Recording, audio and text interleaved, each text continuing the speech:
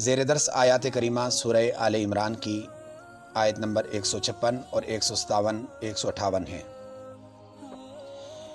جو واقع اور تذکرہ چل رہا ہے وہ حضور نبی کریم صلی اللہ علیہ وسلم کی بہت ہی اہم سیرت جو غزوات کی صورت میں پیش آئی ہے اس کا تذکرہ چل رہا ہے، اور اللہ تبارک و تعالی اہل ایمان کو غزوات والی اس سیرت کا ایک جھلک دکھا رہے ہیں اور دشمن کی جانب سے ہونے والے مختلف قسم کے جو حملے ہیں ان سے آگاہ کیا جا رہا ہے۔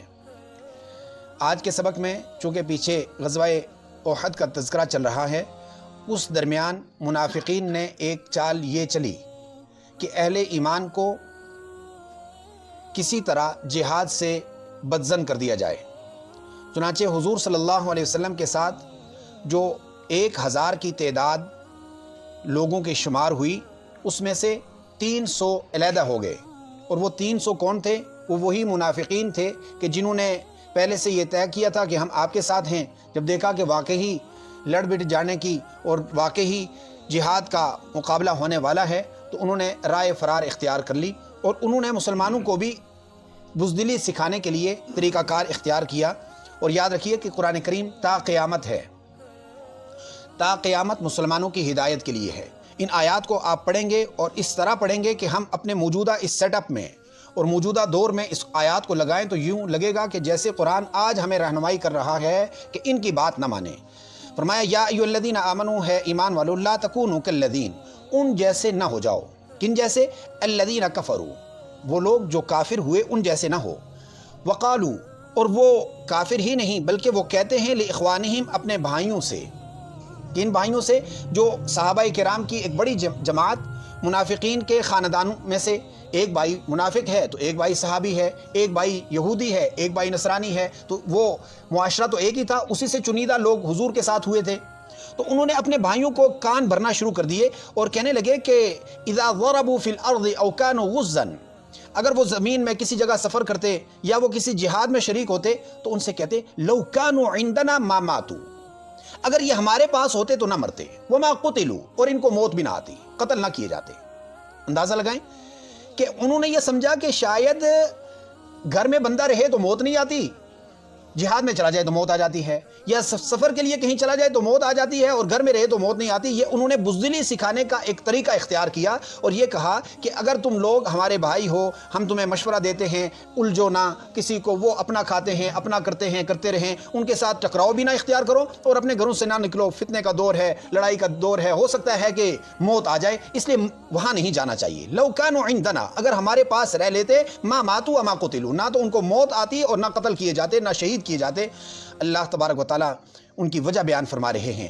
فرمایا لیجعل اللہ ذلک حسرۃ فی قلوبہم، یہ کیوں ہوا؟ یہ اس لیے کہ اللہ تبارک و تعالی نے ان کے دل میں ایک حسرت ڈال دی، کیونکہ مومن زندہ رہے یا شہید ہو جائے بہر صورت کامیاب ہے، مومن غازی ہو یا شہید ہو، دونوں صورتوں میں مومن کامیاب ہے۔ وجہ کیا ہے؟ وجہ یہ ہے کہ مومن کا یہ جہان تو ہے نہیں، اس نے جان لٹانی ہے اور دینی ہے جان کس کو؟ اللہ کو۔ واللہ یحیی و یمیت، مارنے والا تو اللہ ہے، یحیی، اللہ زندہ کرتا ہے، و یمیت، اور اللہ ہی موت دیتا ہے۔ جب جہاد میں جانے سے موت آتی ہوتی تو سیدنا خالد بن ولید رضی اللہ تعالیٰ عنہ سے کون واقف نہیں ہے؟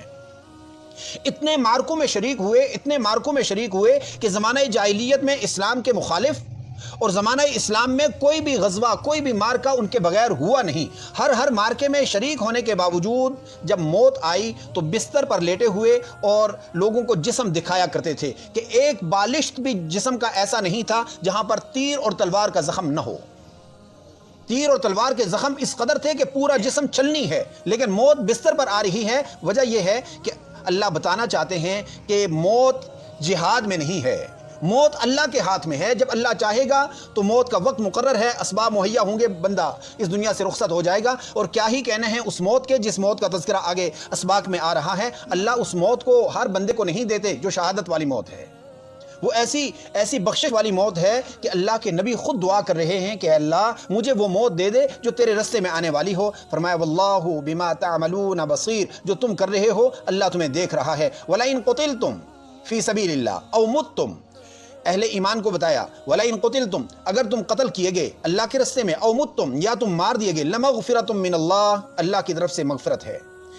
ظاہر ہے آدمی عبادت کرتا ہے، تین طرح کی عبادات ہوتی ہیں۔ ایک عبادت یہ ہوتی ہے کہ اللہ تبارک و تعالیٰ کے ڈر کی وجہ سے کہ اللہ تعالیٰ مجھے بخش دے، تو اللہ تعالیٰ نے فرمایا موت تمہیں آئے، شہادت تمہیں ملے، لَمَغْفِرَةٌ مِّنَ اللَّهِ، اللہ کی مغفرت تمہیں مل کر رہے گی۔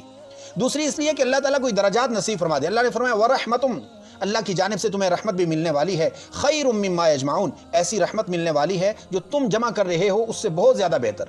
آدمی موت سے کیوں ڈرتا ہے؟ اس لیے ڈرتا ہے کہ مجھ سے دنیا کا ساز و سامان چلا جائے گا، اولاد چلی جائے گی، رشتہ دار چلے جائیں گے، ان کے تعلق کو ختم نہیں کرنا چاہتا۔ اللہ لالچ دے رہے، فرمایا رحمتن، اللہ کی رحمت تو خیر مما یجمعون، جو تم جمع کر رہے ہو اس سے بہت زیادہ اچھی ہے۔ وَلَئِن مُتُّمْ أَوْ قُتِلْتُمْ، پھر فرمایا اور اگر تمہیں موت آ جائے اور تمہیں موت ہو جائے یا قتلتم شہید کر دیے جاؤ، لَإِلَى اللَّهِ تُحْشَرُونَ، تم تو اللہ کے ہاں جمع کیے جاؤ گے، اور جو اللہ کا مہمان بن جائے اس کو اور کیا چاہیے ہوتا ہے۔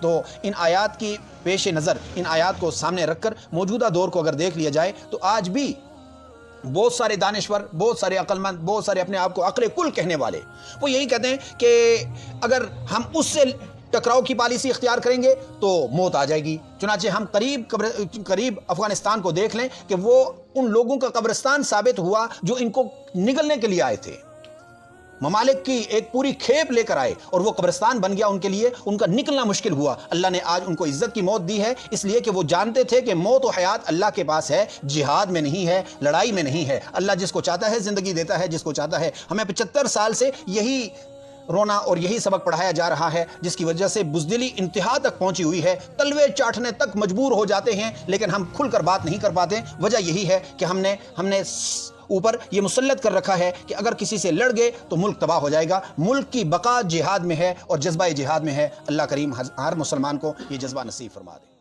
قل يا عبادي الذين أسرفوا على أنفسهم لا تقنطوا من رحمة الله